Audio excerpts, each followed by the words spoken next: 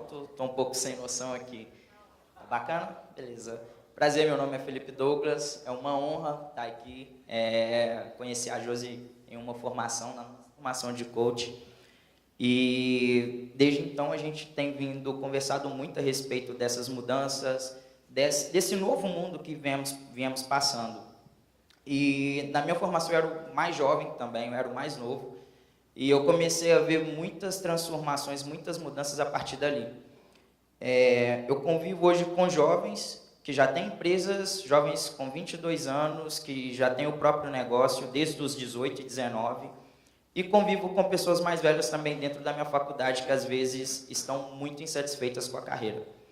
E a partir disso, eu comecei a pensar um pouco a respeito da minha própria vida e tudo que eu havia feito até então. E fazendo algumas pesquisas, buscando entender um pouco do mercado e um pouco das pessoas, eu percebi que mais da metade das pessoas que eu pensava que estavam insatisfeitas, certamente estavam muito além daquilo que eu imaginava. 80% das pessoas hoje estão muito insatisfeitas com o que vem realizando e a gente tem isso muito próximo. Aposto que vocês já pegaram o Cabify, Uber e viram que engenheiros de grandes empresas, de multinacionais estão rodando de Uber, estão dirigindo e estão muito mais felizes. Mesmo ganhando menos, eles falam que estão mais satisfeitos, porque tem liberdade, tem qualidade de vida, podem fazer o próprio horário. Esse é o novo mundo que a gente tem vivido. E eu comecei minha carreira profissional aos 14 anos, trabalhando no fast food, e foi o melhor emprego da minha vida. Muita gente me pergunta o porquê, e eu vou explicar um pouquinho disso. Por que um fast food, fazer hambúrguer, fazer milkshake, foi o melhor emprego da minha vida? Porque lá eu comecei a me descobrir. Então, quando a Raquel menciona a liderança, a autoliderança, ela parte disso, você se conhecer. Você começar a enxergar coisas boas mesmo em momentos difíceis. E a partir daquele momento eu comecei a perceber que eu era uma pessoa que gostava de conversar com outras pessoas. Já trabalhei em escritório, fiquei doente, tive que fazer tratamento com psicólogo, desmaiei, tive problema cardíaco, porque eu não consigo lidar com o computador. Para mim, são pessoas, eu gosto de pessoas, eu gosto de ajudar as pessoas a se desenvolverem. E hoje o meu slogan é transforme o seu mundo.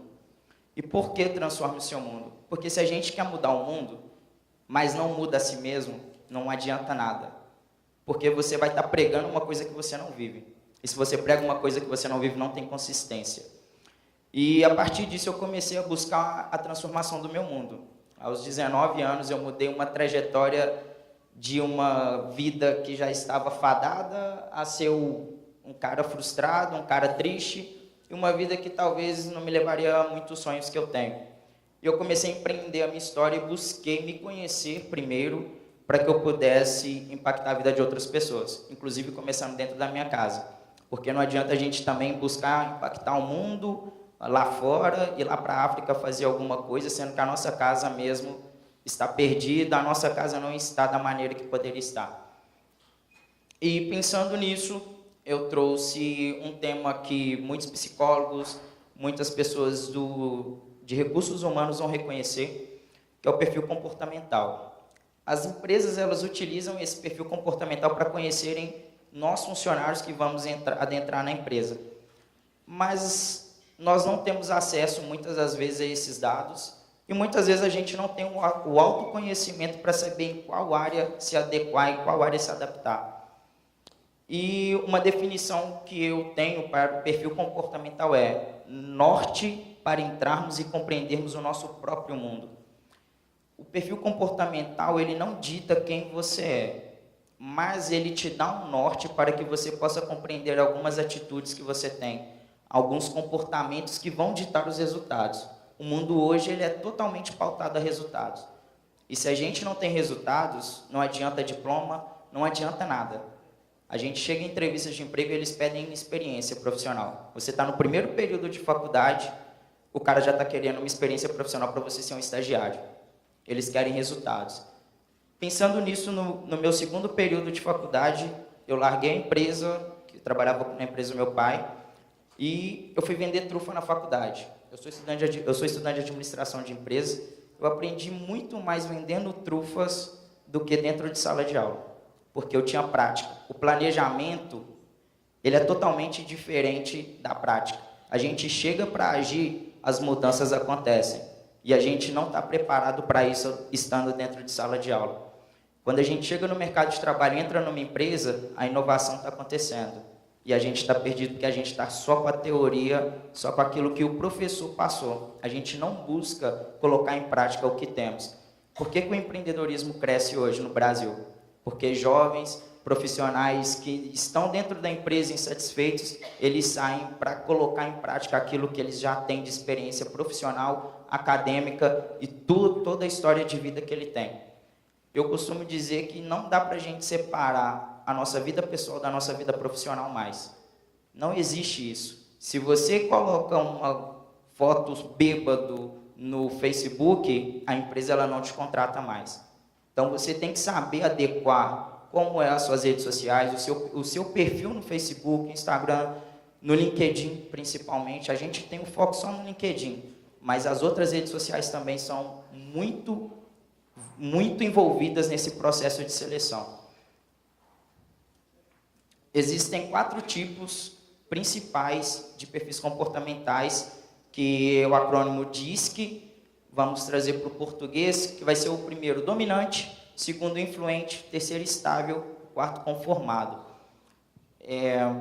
O tempo é curto para a gente falar de cada um, mas eu aconselho que vocês comecem a pensar um pouco sobre como vocês têm se dado a respeito da profissão que vocês têm hoje, a respeito do setor que vocês trabalham, a respeito dos seus chefes, dos seus subordinados. Quem aqui está satisfeito com a carreira hoje? Quem não está? Isso é uma coisa que, no meu ponto de vista, parte de um pressuposto que a gente não se conhece. Quando eu fui trabalhar dentro de um escritório jurídico, no setor financeiro, eu queria muito aquele carro. E eu fui de encontro àquilo, eu me entreguei. Eu fiquei 3 meses procurando aquela vaga, porque eu sabia que eu queria aquilo. Durante 6 meses eu fui muito feliz, bati metas, fui reconhecido. 6 meses depois eu já não sentia prazer mais naquele lugar. Por que isso? Porque o meu perfil predominante, ele não estava comigo naquele momento. Para eu desenvolver uma atividade na frente de um computador, na frente de planilhas do Excel, não conversando com pessoas, lendo nota de audiência o dia inteiro, me trazia muita ansiedade, muito desgosto, eu ficava inquieto. Eu não gosto de burocracia. Então, estar ali, para mim, era um tédio, era o fim.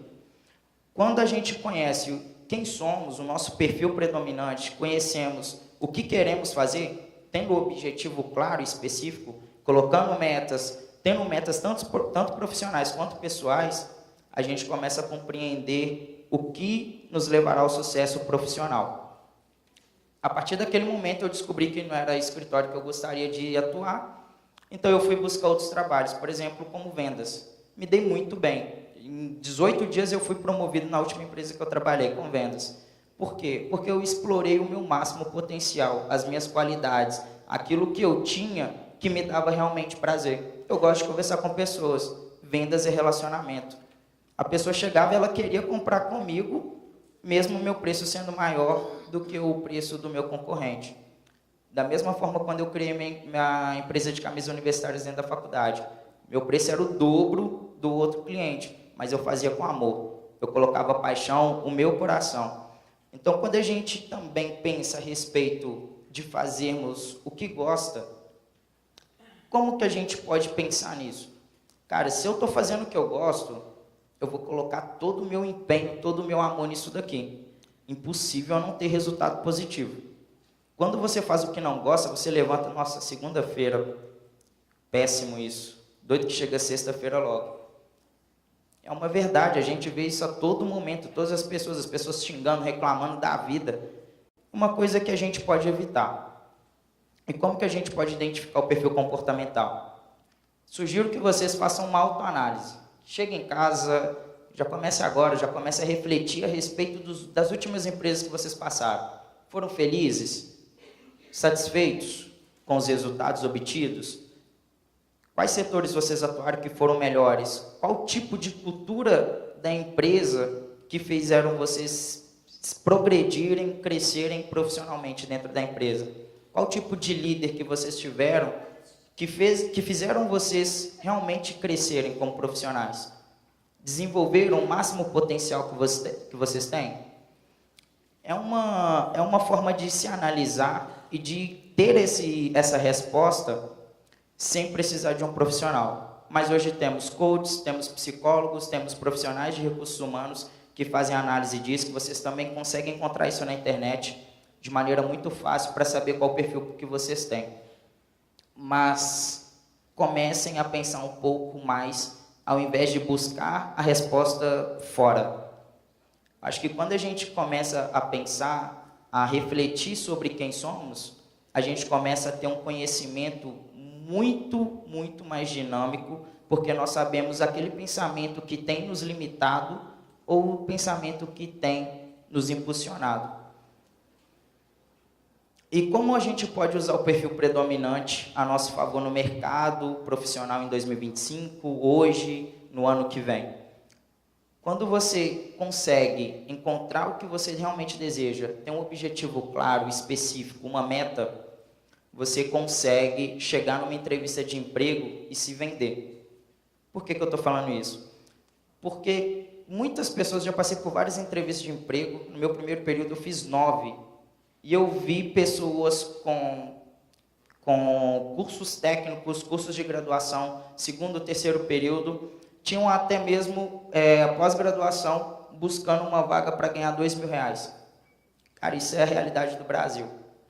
E por que eles fazem aquilo? Eles não estão se valorizando, no meu ponto de vista. Eles não estão se vendendo da maneira correta, porque se o cara que já tem uma pós-graduação está se vendendo por uma empresa que está pagando R$2.000, ele está automaticamente falando que o mercado não está absorvendo. Então, se você quer se vender, você tem que mostrar seus valores, suas qualidades. O currículo tradicional, no meu ponto de vista, ele está bem ultrapassado. As empresas, elas não querem saber a graduação que você tem, elas não querem saber o que você tem no currículo, elas querem saber de resultados. Elas querem saber quem você realmente é, os seus comportamentos, o que você pode realmente agregar e desenvolver dentro da empresa para que ela seja melhor. A gente quer proatividade, beleza, mas você chega na entrevista de emprego, você não se depara com uma realidade dessa. As culturas que as empresas hoje têm colocado para a gente vão muito de desencontro com o que elas têm falado. Eu já trabalhei em várias empresas que me fizeram sair de lá super chateado. Vem que a gente quer liderança, a gente quer proatividade. Você leva uma proposta, eles não aprovam. Eles não estão abertos a essa participação do funcionário. E aí é a hora que a gente tem que identificar qual tipo de empresa a gente deseja. Você quer ser participativo ou não? Quer atuar no setor público? Ok, perfeito. Quer atuar com burocracia? Quer liderar? Quer dominar? Quer ser líder de equipe?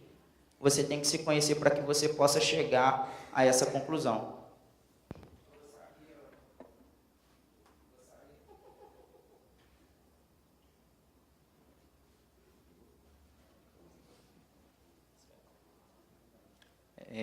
Gostaria de fazer uma reflexão com vocês. Todos conhecem o que é isso? E para que ele serve?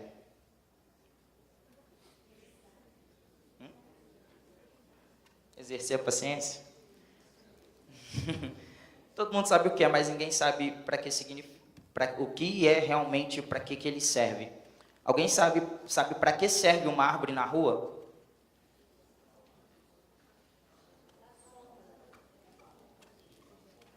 Está vendo a diferença? Isso daqui é uma árvore, mas em miniatura. Ela está podada, ela está limitada. Pensa agora no contexto da nossa vida. Será que a gente tem sido bonsai? Ou será que a gente tem sido um profissional, uma árvore frutífera, que tem realmente utilizado toda aquela estrutura que ela foi pronta e preparada para ser? O propósito dela tem sido, o nosso propósito tem sido utilizado?